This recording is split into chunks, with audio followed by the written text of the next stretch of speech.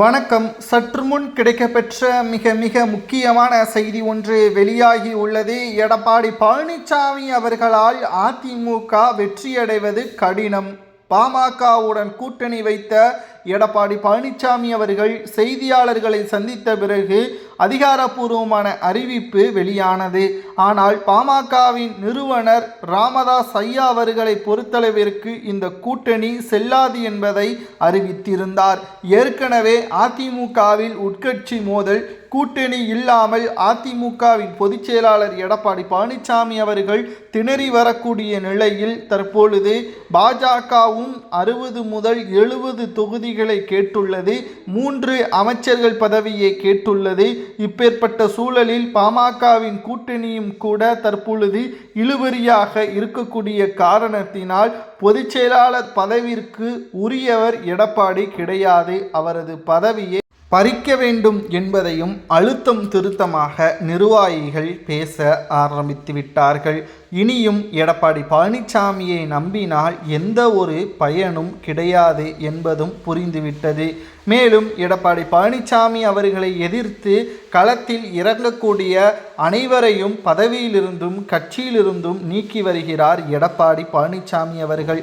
இப்பேற்பட்ட ஒரு சூழலில் சரியான வழியை எடப்பாடி தேர்வு செய்திருந்தால் ஏன் அவர் மீது கோபப்பட வேண்டும்? ஒவ்வொரு உண்மையான அதிமுகவின் தொண்டர்களும் கூறுவது வெற்றிதான். ஆனால் அது முறையாக செயல்படுத்தப்பட்டு வருகிறதா? எடப்பாடி பழனிசாமியின் திட்டங்கள் அனைத்தும் வெற்றியை உறுதி செய்கிறதா என்று கேட்டால் அது மிகப்பெரிய கேள்விக்குறியாக இருக்கிறது. அது மட்டுமல்ல, எடப்பாடி பழனிசாமி அவர்களை பொறுத்தளவிற்கு அதிமுகவின் ஒவ்வொரு செயல்பாடுகளும் தோல்வியே தான் தழுவி கொண்டிருக்கிறது. ஒரு பக்கம் டிடிவி தினகரன், சசிகலா, ஓபிஎஸ் கட்சியிலிருந்து பிரிந்து செயல்பட்டு வருகிறார்கள்.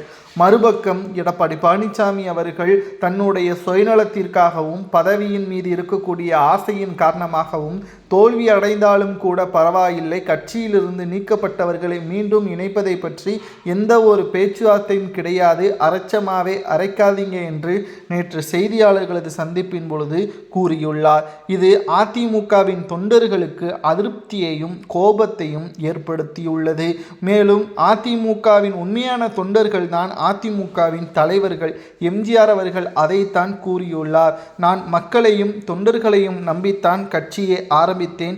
கலைஞரை எதிர்த்து களத்தில் இறங்கினேன். எனது ஒவ்வொரு வெற்றியும் ஒவ்வொரு தமிழனின் வெற்றி, ஒவ்வொரு மக்களின் வெற்றி என்பதையும் தெரிவித்தார். அப்பேற்பட்ட கட்சியே எடப்பாடியின் செயல்பாடு சரியில்லை என்று அவரை பதவியிலிருந்து நீக்க வேண்டும் என்று கூறுவது சரியா என்பதை தொண்டர்கள் கூறுங்கள்.